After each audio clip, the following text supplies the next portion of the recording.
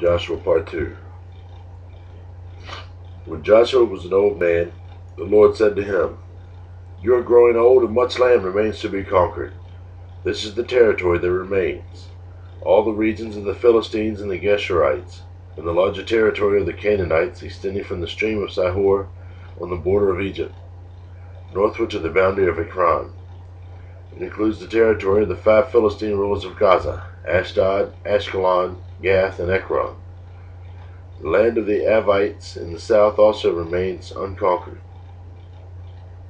In the north, the following area has not yet been conquered: all the land of the Canaanites, including Merara, which belongs to the Sidonians, stretching northward to Aphek on the border of the Amorites; the land of the Gebalites and all of the Lebanon mountain area to the east, from Baal-Gad below Mount Hermon to Lebo-Hamath, and all the hill country from Lebanon to Misrephoth-Maim, including all the land of the Sidonians. I myself will drive these people out of the land ahead of the Israelites. So be sure to give this land to Israel as a special possession, just as I have commanded you. Include all this territory as Israel's possession when you divide this land among the 9 tribes and the half-tribe of Manasseh." Half the tribe of Manasseh and the tribes of Reuben and Gad had already received their grants of land on the east side of the Jordan, for Moses, the servant of the Lord, had previously assigned this land to them. Their territory extended from Aroer on the edge of the Arnon Gorge, including the town in the middle of the gorge, to the plain beyond Medeba as far as Dibon. It also included all the towns of King Sihon and the Amorites, who had reigned in Heshbon and extended as far as the borders of Ammon. It included Gilead, the territory of kingdoms of Geshur and Makkah, all of Mount Hermon, all of Bashan as far as Salakah, and all the territory of King Og and Bashan, who had reigned in Ashtaroth and Edrei. King Og was the last of the Rephates, for Moses had attacked them and driven them out. But the Israelites failed to drive out the people of Geshur and Makkah, so they continue to live among the Israelites this day.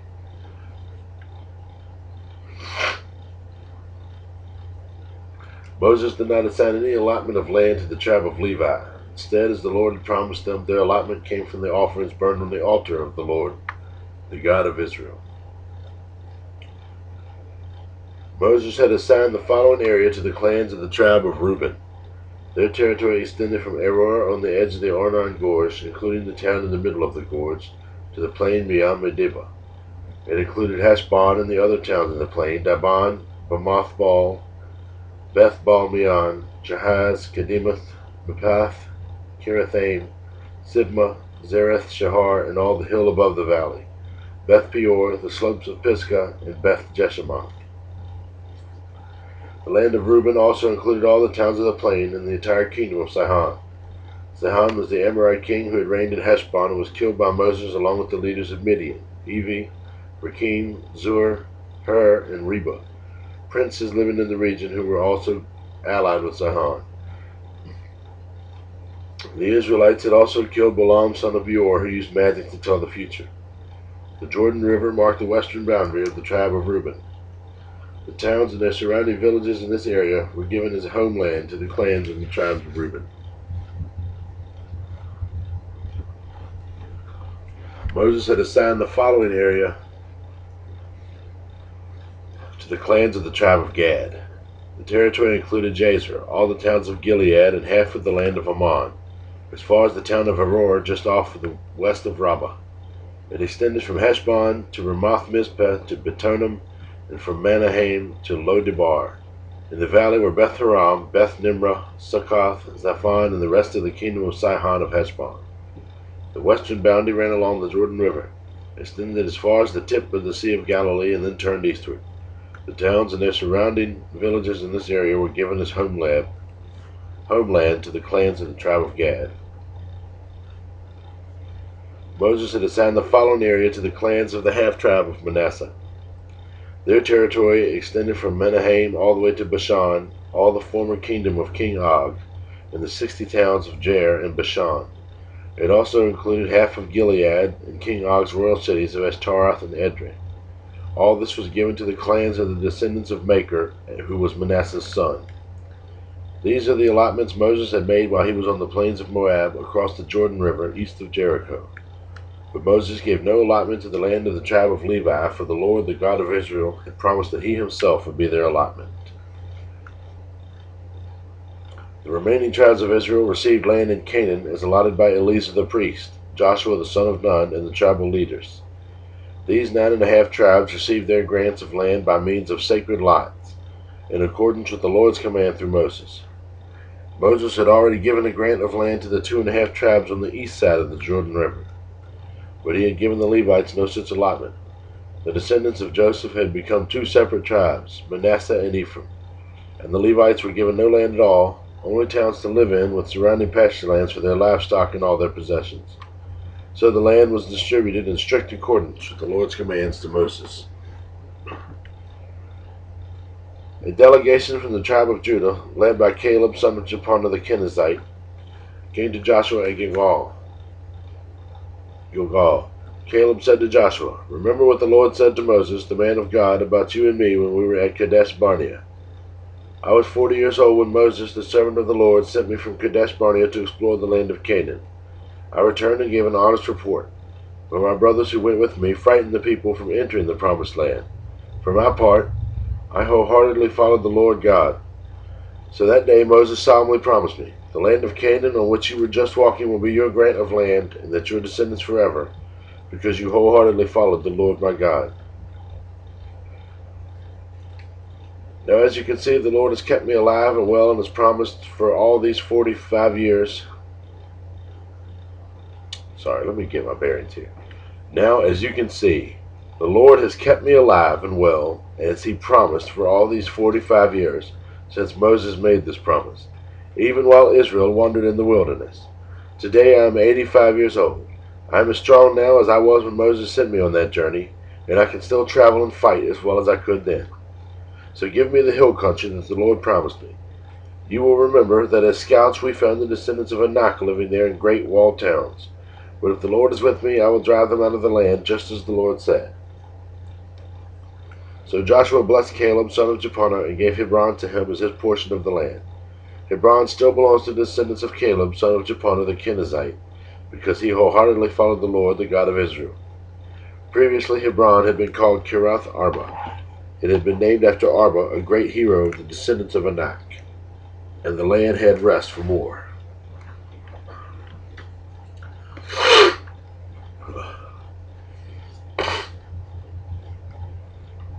The allotment for the clans of the tribe of Judah reached southward to the border of Edom as far as the wilderness of Zin.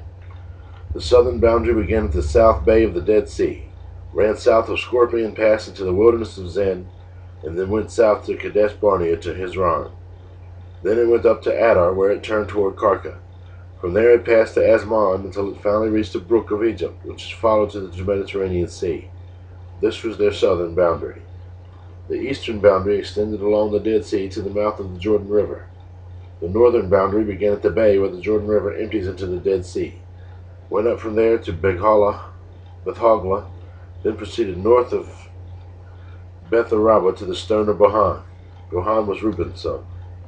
From that point it went through the valley of Achor to Debir, turning north toward Gilgal, which is across on the slopes of Adumim, on the south side of the valley. From there the boundary extended to the springs of En-Shemesh and on to En-Rogel. The boundary then passed along the valley of Ben-Hinnom, along the southern slopes of the Jebusites, where the city of Jerusalem was located. Then it went west to the top of the mountain above the valley of Hinnom and up on the northern end of the valley of Rephaim. From there, the boundary extended to the top of the mountain to the spring at the waters of Nephtoah, and from there to the towns of Mount Ephron. Then it turned toward Baalah, that is, Kiriath Jearim. The boundary circled west of Baalah to Mount Seir, passed along the town of Kesalon and on the northern slope of Mount Jearim, and went down to Beth Shemesh and on to Timnah. The boundary then proceeded to the slope of the hill north of Ekron, where it turned toward Shikharon and Mount Baalah. It passed Jabneel and ended at the Mediterranean Sea. The western boundary was the shoreline of the Mediterranean Sea. These are the boundaries of the clans of the tribe of Judah. The Lord commanded Joshua to assign some of Judah's territory to Caleb son of Jephunneh. So Caleb was given the town of Kiriath Arba, that is Hebron, which had been named after Anak's ancestor. Caleb drove out the 3 groups of Anakites, the descendants of Shishai, Ahiman, and Talmai, the sons of Anak. From there he went to fight against the people living in the town of Debir. Caleb said, I will give my daughter Aska in marriage to one who attacks and captures Kiriath Sepher. Othniel, the son of Caleb's brother Kenaz, was the one who conquered it, so Ashaz became Othniel's wife. When Asa married Othniel, she urged him to ask her father for a field. As she got down off her donkey, Caleb asked her, What's the matter? She said, Give me another gift. You have already given me land in the Negev. Now please give me springs of water too. So Caleb gave her the upper and lower springs. This was the homeland allocated to the clans of the tribe of Judah. The towns of Judah situated along the borders of Edom in the extreme south were Kabzeel, Eder, Jagur, Kina, Dimona, Adada, Kadesh, Hazor, Ithnan, Ziph, Telem, Bealoth, Hazor Hadath, Kiriath Hezron, that is Hazor, Hamam, Shema, Molada, Hazor Gada, Heshbon, Bethphelet, Hazar Shual, Beersheba, Biziothia, Bala, Ezem, El-Tolad, Kezel, Horma, Ziklag, Medmana, Sansana, Leboth, Shalim, Ain, and Ramon, 29 towns with their surrounding villages. The following towns situated in the western foothills were also given to Judah: Eshtaol, Zorah, Ashna, Zanoah, En-Genim, Tapua, Enam, Jarmuth, Adullam, Soko, Azekah, Sharam, Adathaim, Gedera, and Gedathaim, 14 towns with their surrounding villages. Also included were Zinon, Hadashah, Migdal-Gad, Delim, Mizpah, Joktheel, Lachish, Bozkath, Eglon, Kaban, Laham, Kitlish, Generath, Beth-Dagon, Namah, and Makkedah, 16 towns with their surrounding villages. Besides these were Libnah, Ether, Ashan, Iptha, Ashna, Nazib, Kaliah, Akzib, and Marashah, 9 towns with their surrounding villages. The territory of the tribe of Judah also included Ekron and its surrounding settlements and villages.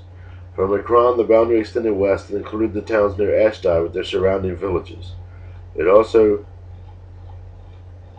included Ashdod with its surrounding settlements and villages of Gaza, with its settlements and villages as far as the Brook of Egypt and along the coast of the Mediterranean Sea. Judah also received the following towns in the hill country: Shamir, Jeter, Soko, Dana, Kiriath Sana, that is Debir, Anab, Ashtemoth, Anam, Goshen, Halan, and Galoah, 11 towns with their surrounding villages. Also included were the towns of Arab, Duma, Ishan, Janim, Beth Tapua, Apkiba, Humah, Kiriath Arba, that is Hebron, and Zior, 9 towns with their surrounding villages. Besides these were Maon, Carmel, Ziph, Judah, Jezreel, Zokadam, Zanoah, Cain, Gibeah, and Timnah, 10 towns with their surrounding villages. In addition, there were Halil, Bethzur, Gedor, Marath, Bethanoth, and Elkatan, 6 towns with their surrounding villages. There were also Kiriath Baal, that is Kiriath Jearim, and Rabbah, 2 towns with their surrounding villages. In the wilderness there were the towns of Beth Araba, Middin, Sikah, Nibzan, and the city of Salt, and En-Gedi, 6 towns with their surrounding villages. But the tribe of Judah could not drive out the Jebusites, who lived in the city of Jerusalem. So the Jebusites live there among the people of Judah to this day. The allotment for the descendants of Joseph extended from the Jordan River near Jericho, east of the springs of Jericho, through the wilderness and into the hill country of Bethel. From Bethel, that is Luz, it ran over to Ataroth in the territory of the Archites. Then it descended westward to the territory of the Japhilites as far as lower Beth-Horon, then to Gezer and over to the Mediterranean Sea. This was the homeland allocated to the families of Joseph's sons, Manasseh and Ephraim. The following territory was given to the clans of Ephraim. The boundary of their homeland began at Ataroth Adar in the east. From there it ran up to upper Beth-Horon, then on to the Mediterranean Sea. From Mikmethoth and on the north, the boundary curved eastward toward Janoth Silo, in the east of Genoa. From Genoa it turned southward to Ataroth and Nara, touched Jericho, and ended at the Jordan River. From Tapua the boundary extended westward, following the Kanah ravine to the Mediterranean Sea. This is the homeland allocated to the clans of the tribe of Ephraim. In addition, some towns and the surrounding villages in the territory allocated to the half-tribe of Manasseh were set aside for the tribe of Ephraim. They did not drive the Canaanites out of Gezer, however, so the people of Gezer live as slaves among the people of Ephraim to this day. The next allotment of land was given to the half-tribe of Manasseh. The descendants of Joseph's oldest son, Machir, the firstborn son of Manasseh, was the father of Gilead. Because his descendants were experienced soldiers, the regions of Gilead and Bashan on the east side of the Jordan had already been given to them. So the allotment on the west side of the Jordan was for the remaining families within the tribes of the tribe of Manasseh: Abiezer, Helek, Azriel, Shechem, Hepher, and Shemitah. These clans represent the male descendants of Manasseh, son of Joseph. However, Zelophehad, a descendant of the Hepher, son of Gilead, son of Machir, son of Manasseh, had no sons. He had only daughters, whose names were Mahlah, Noah, Hoglah, Milcah, and Tirzah. These women came to Eleazar the priest, Joshua the son of Nun, and the Israelite leaders, and said, "The Lord commanded Moses to give us a grant of land among the men of our tribe." So Joshua gave them a grant of land along with their uncles, as the Lord had commanded.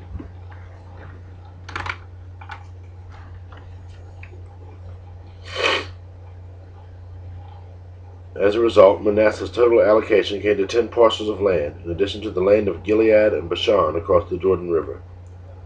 Because the female descendants of Manasseh received a grant of land along with the male descendants, the land of Gilead was given to the rest of the male descendants of Manasseh.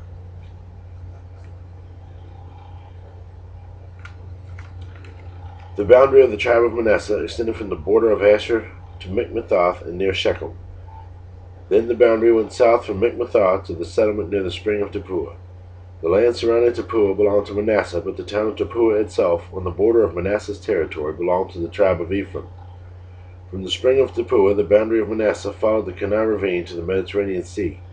Several towns south of the ravine were inside Manasseh's territory, but they actually belonged to the tribe of Ephraim. In general, however, the land south of the ravine belonged to Ephraim, and the land north of the ravine belonged to Manasseh. Manasseh's boundary ran along the northern side of the ravine and ended at the Mediterranean Sea. North of Manasseh was the territory of Asher, and to the east was the territory of Issachar. The following towns within the territory of Issachar and Asher, however, were given to Manasseh: Beth-shan, Iblim, Dor, that is, Naphath Dor, Endor, Tanakh, and Megiddo, each with their surrounding settlements. But the descendants of Manasseh were unable to occupy these towns. They could not drive out the Canaanites who continued to live there. Later, however, when the Israelites became strong enough, they forced the Canaanites to work as slaves, but they did not drive them out of the land. The descendants of Joseph came to Joshua and said, "Why have you given us only one portion of land as our homeland, when the Lord has blessed us with so many people?" Joshua replied, "If there are so many of you, and if the hill country of Ephraim is not large enough for you, clear out land for yourselves in the forest where the Perizzites and Rephites live." The descendants of Joseph responded, "It's true that the hill country is not large enough for us all, but all the Canaanites in the lowlands have iron chariots, both those in Beth-shan and its surrounding settlements, and those in the valley of Jezreel. They are too strong for us." Then Joshua said to the tribes of Ephraim and Manasseh, the descendants of Joseph, "Since you are so large and strong, you will be given more than one portion. The forest of the hill country will be yours as well. Clear as much of the land as you wish, and take possession of its farthest corners, and you will drive out the Canaanites from the valleys too, even though they are strong and have iron chariots." Now that the land was under Israelite control, the entire community of Israel gathered at Shiloh and set up the tabernacle. But there remain 7 tribes who have not yet been allotted their grants of land. Then Joshua asked them, "How long are you going to wait before taking possession of the remaining land the Lord, the God of your ancestors, has given you? Select 3 men from each tribe, and I will send them out to explore the land and map it out. They will then return to me with a written report of their promised divisions of their new homeland." Proposed divisions. Let them divide the land into 7 sections, excluding Judah's territory in the south and Joseph's territory in the north. And when you record the 7 divisions of the land and bring them to me, I will cast sacred lots, and in the presence of the Lord God assign the land to each tribe. The Levites, however, will not receive any allotment of land. Their role as priests of the Lord is their allotment. And the tribes of Gad, Reuben, and the half-tribe of Manasseh won't receive any more land, for they have already received their grant of land, which Moses, the servant of the Lord, gave them on the east side of the Jordan River. As the men started on their way to map out the land, Joshua commanded them, "Go and explore the land and write a description of it. Then return to me, and I will assign the land to the tribes by casting sacred lots here in the presence of the Lord at Shiloh." The men did as they were told and mapped out the entire territory into 7 sections, listing the towns in each section. They made a written record and then returned to Joshua in the camp at Shiloh. There at Shiloh, Joshua cast sacred lots in the presence of the Lord to determine which tribe should have each section.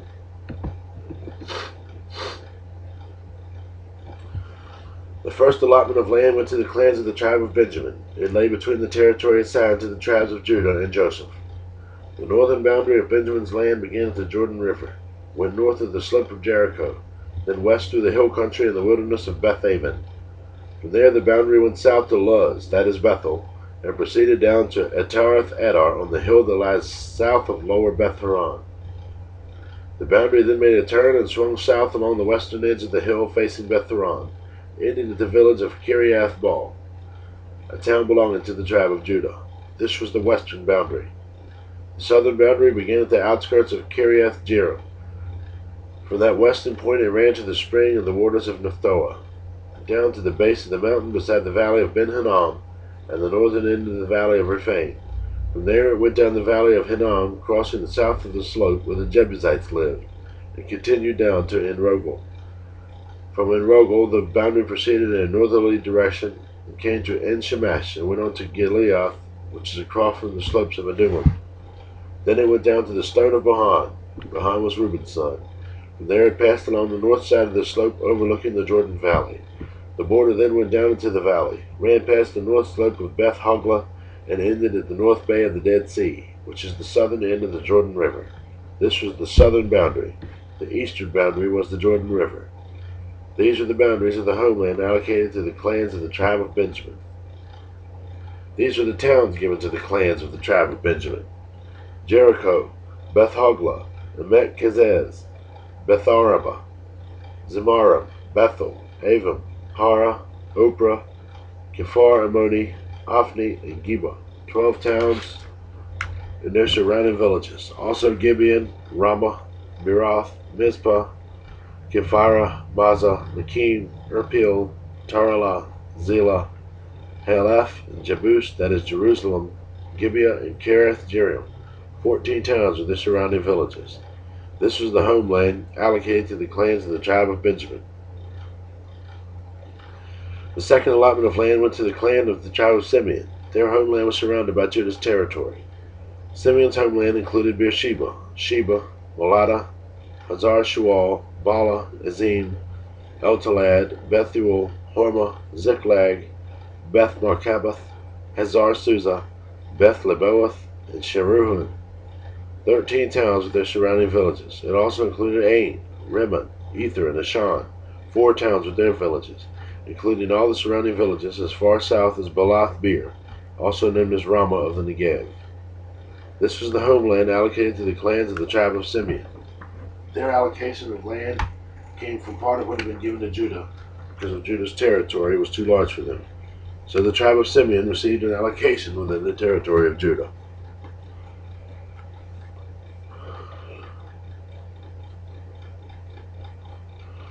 The third allotment of land went to the clans of the tribe of Zebulun. The boundary of Zebulun's homeland started at Sarid. From there it went west, going past Maralah, touching Dabasheth, and proceeding to the brook east of Jokneam. In the other direction, the boundary went east from Sarid to the border of Kisloth Tabor, and from there it went to Dabereth and up to Japhia. Then it continued east to Gath-Hepher, Eth-Kazin, and Ramon, and turned toward Neah. The northern boundary of Zebulun passed Hanathon and ended at the valley of Epeth El. The towns in these areas included Kadah, Nahalel, Shimron, Adalah, and Bethlehem, 12 towns with their surrounding villages. The homeland allocated to the clans of the tribe of Zebulun included these towns and their surrounding villages. The fourth allotment of land went to the clans of the tribe of Issachar. Its boundaries included the following towns: Jezreel, Kinsaleth, Shenuim, Hepharim, Shihan, Anharath, Rabith, Kishion, Ebez, Remeth, En-Ganim, and Hada, and Beth-Hazez. The boundary also touched Tabor, Shahazuma, and Beth Shemesh, ending at the Jordan River, 16 towns with their surrounding villages. The homeland allocated to the clans of the tribe of Issachar included these towns and their surrounding villages. The fifth allotment of land went to the clans of the tribe of Asher. Its boundaries included these towns: Helkath, Hali, Beton, Ashaph, Alamelech, Ahmed, and Mishal. The boundary on the west touched Carmel and Shahar Libnath. Then it turned east toward Beth Dagon and ran as far as Zebulun in the valley of Ipthapel, going north toward Beth Emek and Neel, and then continued north to Kabul, Abdon, Rehob, Hammon, Kenna, and as far as Greater Sidon. Then the boundary turned toward Ramah and the fortified city of Tyre, where it turned toward Hosa and came to the Mediterranean Sea. The territory also included Mekebel, Akzib, Umah, Afek, and Rehob, 22 towns with their surrounding villages. The homeland allocated to the clans of the tribe of Asher included these towns and their surrounding villages. The sixth allotment of land went to the clans of the tribe of Naphtali. Its boundary ran from Haleph, from the oak at Zananim, and extended across the Adami Nekeb Jabneel as far as Lakum, ending at the Jordan River. The western boundary ran past Asnath Tabor, then to Hukok, and touched the border of Zebulun in the south, the border of Asher on the west, and the Jordan River on the east. The fortified towns included in this territory were Zidim, Zer, Hamath, Rakath, Kinnereth, Adamah, Ramah, and Hazor, Kadesh, Edrei, and Hazor, Yiron, Migdal, El, Horam, Bethanath, and Beth Shemesh, 19 towns with their surrounding villages. The homeland allocated to the clans of the tribe of Naphtali included these towns and their surrounding villages. The seventh allotment of land went to the tribe of Dan, clans of the tribe of Dan. The land allocated as their homeland included the following towns: Zorah, Eshtaol, Shemesh, Shalabin, Hazalon, Ithia, Elon, Timnah, Ekron, Eltekah, Gibbethon, Balath, Jehud, Beni Barak, Gathramon, Mijarkon, Raycon, and the territory from across from Joppa. But the tribe of Dan had trouble taking possession of their land. So they attacked the town of Laish. They captured it, slaughtered its people, and settled there. They renamed the town Dan after their ancestor. The homeland allocated to the clans of the tribe of Dan included these towns and their surrounding villages. After all the land was divided among the tribes, the Israelites gave a piece of land to Joshua as his allocation, for the Lord had said he could have any town he wanted. He chose Timnath-Serah in the hill country of Ephraim. He rebuilt the town and lived there. These are the territories that Eleazar the priest, Joshua the son of Nun, and the tribal leaders allocated as grants of land to the tribes of Israel by casting sacred lots in the presence of the Lord at the entrance of the tabernacle at Shiloh, so the division of the land was completed.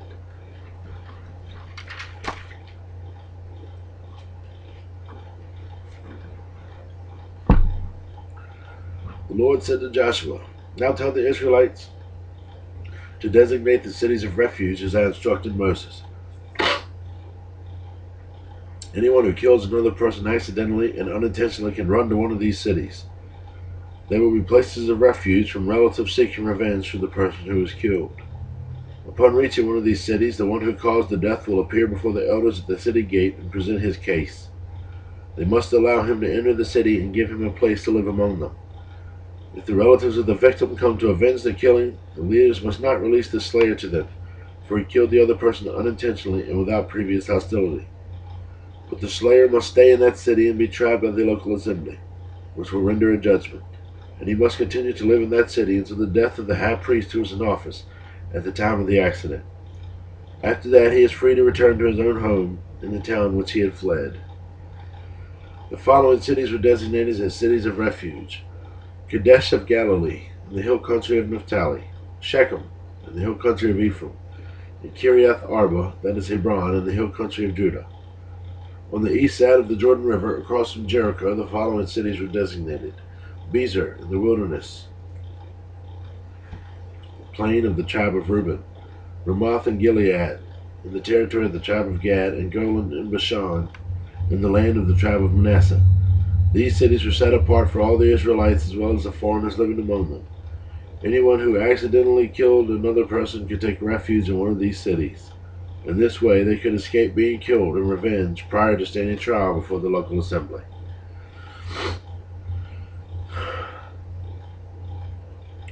Then the leaders of the tribe of Levi came to consult with the leaders of the priests, Joshua the son of Nun, and the leaders of the other tribes of Israel.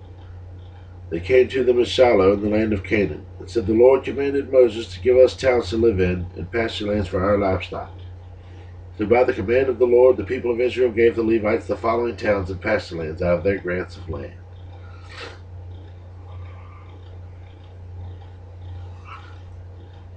The descendants of Aaron, who were the members of the Kohathite clan within the tribe of Levi, were allotted 13 towns that were originally assigned to the tribes of Judah, Simeon, and Benjamin. The other families of the Kohathite clan were allotted 10 towns in the tribes of Ephraim, Dan, and the half-tribe of Manasseh. The clan of Gershon was allotted 13 towns in the tribes of Issachar, Asher, Naphtali, and the half-tribe of Manasseh in Bashan. The clan of Merari was allotted 12 towns in the tribes of Reuben, Gad, and Zebulun. So the Israelites obeyed the Lord's command to Moses and assigned these towns and pasture lands to the Levites by casting sacred lots. The Israelites gave the following towns in the tribes of Judah and Simeon to the descendants of Aaron, who were members of the Kohathite clan within the tribe of Levi, since the sacred lot fell to them first.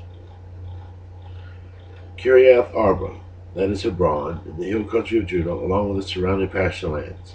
Arba was an ancestor of Anak, but the open fields beyond the town and the surrounding villages were given to Caleb, son of Jephunneh, as his possession. The following towns with their pasture lands were given to the descendants of Aaron, the priest: Hebron, a city of refuge for those who accidentally killed someone; Libnah, Jatir, Eshtemoa, Holon, Debir, Ain, Judah, and Beth Shemesh, 9 towns from these 2 tribes. From the tribe of Benjamin,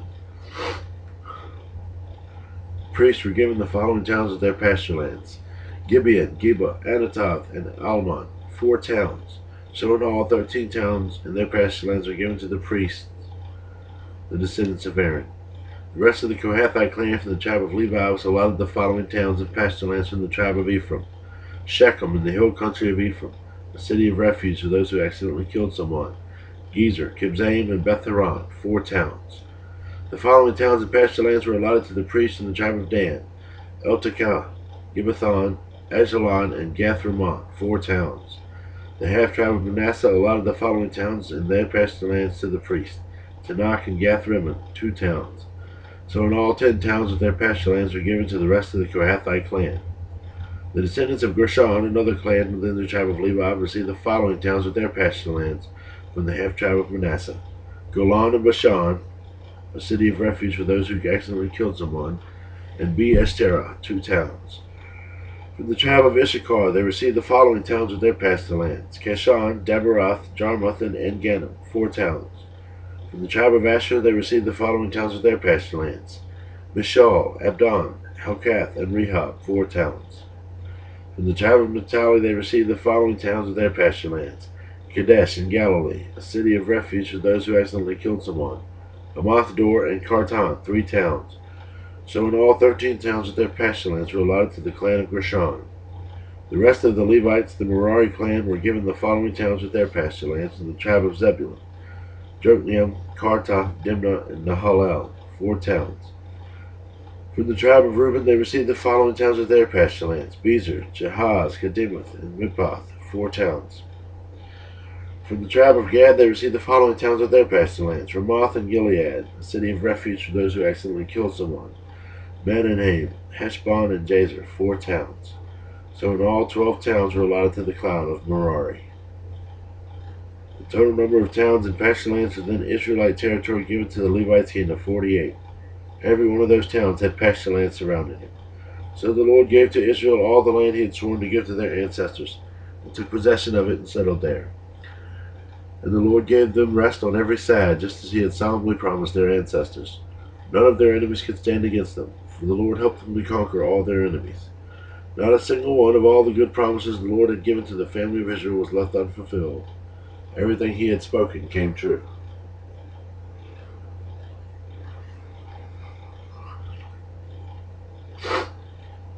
Then Joshua called together the tribes of Reuben, Gad, and the half-tribe of Manasseh. He told them, "You have done as Moses, the servant of the Lord, commanded you, and you have obeyed the order I have given you. During all this time you have not deserted the other tribes. You have been careful to obey the commands of the Lord your God right up to the present day. Now the Lord your God has given the other tribes rest, as he promised them. So go back home to the land that Moses, the servant of your Lord, gave you as your possession on the east side of the Jordan River. But be careful to obey all the commands and instructions that Moses gave to you. Love the Lord your God. Walk in all his ways. Obey his commands. Hold firmly to him and serve him with all your heart and all your soul." So Joshua blessed them and sent them away, and they went home. Moses had given the land of Bashan, east of the Jordan River, to the half-tribe of Manasseh. The other half of the tribe was given land west of the Jordan. As Joshua sent them away and blessed them, he said to them, "Go back to your homes with great wealth you have taken from your enemies, the vast herds of livestock, the silver, gold, bronze, and iron, and a large supply of clothing. Share the plunder with your relatives." So the men of Reuben, Gad, and the half-tribe of Manasseh left the rest of Israel at Shiloh in the land of Canaan. They started the journey back to their own land of Gilead, the territory that belonged to them according to the Lord's command through Moses.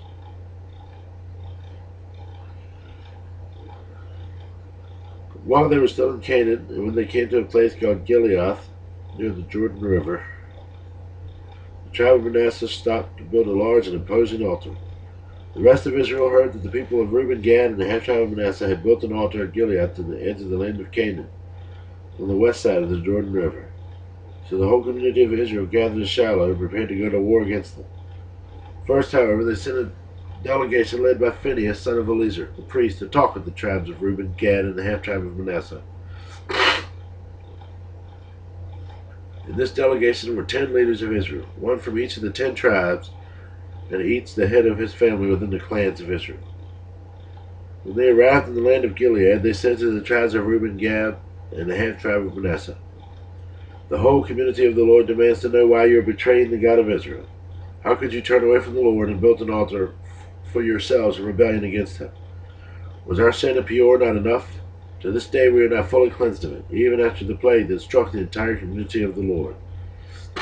And yet today you are turning away from the Lord, following the Lord. If you rebel against the Lord today, he will be angry with all of us tomorrow.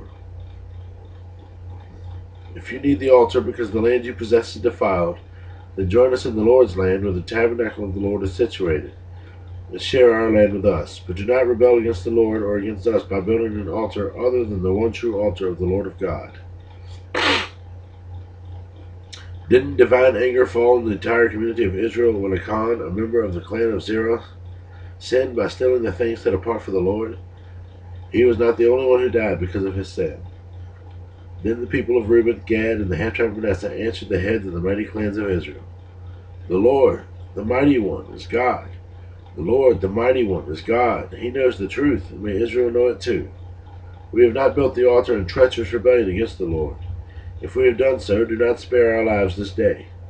If we have built an altar for ourselves to turn away from the Lord, or to offer burnt offerings or grain offerings or peace offerings, may the Lord himself punish us. The truth is, we have built this altar because we fear that in the future your descendants will say to ours, 'What right do you have to worship the Lord, the God of Israel?' The Lord has placed the Jordan River as a barrier between our people and you people of Reuben and Gad. You have no claim to the Lord, so your descendants may prevent our descendants from worshiping the Lord. So we decided to build the altar, not for burnt offerings or sacrifices, but as a memorial. It will remind our descendants and your descendants that we too have the right to worship the Lord in his sanctuary, with our burnt offerings, sacrifices, and peace offerings. Then your descendants would not be able to say to ours, 'You have no claim to the Lord.' If they say this, our descendants can reply, 'Look at this copy of the Lord's altar that our ancestors made. It is not for burnt offerings or sacrifices. It is a reminder of the relationship both of us have with the Lord. Far be it from us to rebel against our Lord and to turn away from him by building our own altar for burnt offerings, grain offerings, or sacrifices. Only the altar of the Lord our God that stands in front of the tabernacle may be used for that purpose." When Phinehas the priest and the leaders of the community, the heads of the clans of Israel, heard this from the tribes of Reuben, Gad, and the half-tribe of Manasseh, they were satisfied. Phinehas, son of Eleazar the priest, replied to them, Today we know the Lord is among you, because you have not committed this treachery against the Lord as we thought. Instead, you have rescued Israel from being destroyed by the hand of the Lord." Then Phinehas, son of Eleazar the priest, and the other leaders left the tribes of Reuben and Gad and Gilead and returned to the land of Canaan to tell the Israelites what had happened. And all the Israelites were satisfied and praised God and spoke no more of war against Reuben and Gad. The people of Reuben and Gad named the altar Witness, for they said, "There is a witness between us and them that the Lord is our God too." The years passed, and the Lord had given the people of Israel rest from all their enemies. Joshua, who was now very old, called together all the elders, leaders, judges, and officers of Israel. He said to them, "I am now a very old man. You have seen everything the Lord your God has done for you during my lifetime. The Lord your God has fought for you against your enemies. I have allotted you as your homeland all the land of the nations yet unconquered, as well as the land of those whom we have already conquered, from the Jordan River to the Mediterranean Sea in the west. This land will be yours, for the Lord your God will himself drive out all the people living there now. You will take possession of their land, just as the Lord your God promised you. So be very careful to follow everything Moses wrote in the book of instruction. Do not deviate from it. Turn neither to the right or to the left. Make sure you do not associate with the other people still remaining in the land. Do not even mention the names of their gods, much less swear by them or serve them or worship them. Rather cling tightly to the Lord your God, as you have done until now. For the Lord has driven out great and powerful nations for you, and no one has yet been able to defeat you. Each one of you will put in flight to 1,000 of the enemy, for the Lord your God fights for you, just as he has promised. So be very careful to love the Lord your God. But if you turn away from him, or cling to the customs of the survivors of these nations remaining among you, and if you intermarry with them, then know for certain that the Lord your God will no longer drive them out of your land. Instead, there will be a snare and a trap to you, a whip for your backs, and thorny brambles in your eyes, and you will vanish from this good land the Lord your God has given you. Soon I will die, going the way of everything on the earth. Deep in your hearts you know that every promise the Lord your God has come true. Not a single one has failed. But as surely as the Lord your God has given you the good things he promised, he will also bring disaster on you if you disobey him. He will completely destroy you from this good land he has given you. If you break the covenant of the Lord your God by worshiping and serving other gods, his anger will burn against you, and you will quickly vanish from the good land he has given you.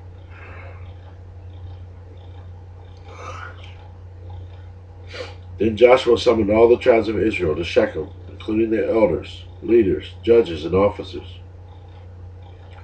So they came and presented themselves to God. Joshua said to the people, "This is what the Lord, the God of Israel, says. Long ago, your ancestors, including Terah, the father of Abraham, and Nahor, lived beyond the Euphrates River, and they worshipped other gods. When I took your ancestor Abraham from the land beyond the Euphrates and led him into the land of Canaan, I gave him many descendants through his son Isaac.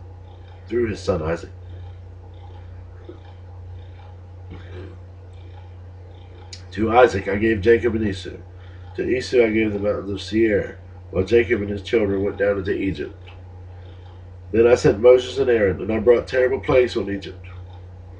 And afterward I brought you out as a free people. But when your ancestors arrived at the Red Sea, the Egyptians chased after you with chariots and charioteers. When your ancestors cried out to the Lord, I put darkness between you and the Egyptians. I brought the sea crashing down on the Egyptians, drowning them. With your very own eyes you saw what I did. Then you lived in the wilderness for many years. Finally I brought you to the land of the Amorites on the east side of the Jordan. They fought against you, but I destroyed them before you. I gave you victory over them, and you took possession of their land. Then Balak, son of Zippor, king of Moab, started a war against Israel. He summoned Balaam, son of Beor, to curse you, but I would not listen to him. Instead I made Balaam bless you, and so I rescued you from Balak. When you crossed the Jordan River and came to Jericho, the men of Jericho fought against you, as did the Amorites, the Perizzites, the Canaanites, the Hittites, and the Girgashites, the Hivites, and the Jebusites. But I gave you victory over them. And I sent terror ahead of you to drive out the 2 kings of the Amorites. It was not your sword or bows that brought you victory. I gave you land you had not worked for, I gave you towns you did not build, the towns where you are living now. I gave you vineyards and olive groves for food that you did not plant them. So fear the Lord and serve him wholeheartedly. Put away forever the idols your ancestors worshipped when they lived beyond the Euphrates River and in Egypt. Serve the Lord alone. But if you refuse to serve the Lord, then choose today whom you will serve. Would you prefer the gods of your ancestors served beyond the Euphrates? Or will it be the gods of the Amorites, in whose land you now live? But as for me and my family, we will serve the Lord. The people replied, We should never abandon the Lord and serve other gods. For the Lord our God is the one who rescued us and our ancestors from slavery in the land of Egypt. He performed mighty miracles before our very eyes. As we traveled through the wilderness among our enemies, he preserved us. It was the Lord who drove out the Amorites and the other nations living here in the land. So we too will serve the Lord, for he alone is our God. Then Joshua warned the people, You are not able to serve the Lord, for he is a holy and jealous God. He will not forgive your rebellion and your sins. If you abandon the Lord and serve other gods, he will turn against you and destroy you, even though he has been so good to you.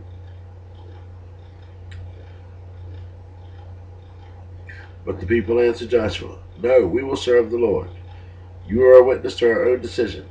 Joshua said, You have chosen to serve the Lord. Yes, they replied, We are witnesses to what we have said. All right then, Joshua said, Destroy the idols among you and turn your hearts to the Lord, the God of Israel. The people said to Joshua, We will serve the Lord our God. We will obey him alone. So Joshua made a covenant with the people that day at Shechem, committing them to follow the decrees and regulations of the Lord. Joshua recorded these things in the book of God's instructions. As a reminder of their agreement, he took a huge stone, rolled it beneath the terebinth tree beside the tabernacle of the Lord.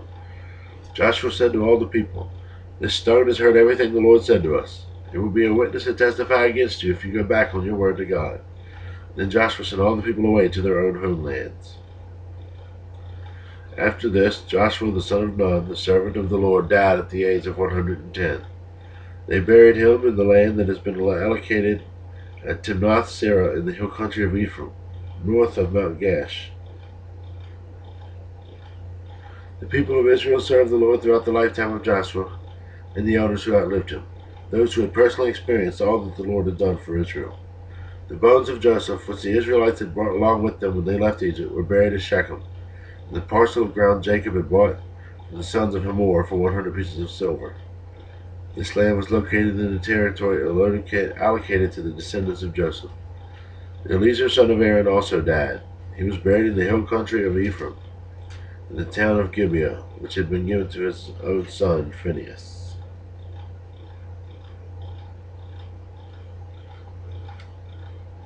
That's the end of the book of Joshua. I'm not going to be able to talk about it too much because I'm absolutely losing my voice. But Moses died, Joshua's taken over, and the Israelites have now moved into the land of Canaan and conquered most of it and divided it up. And now that Joshua's died, we're going to enter into the period of Judges, starting with the next book.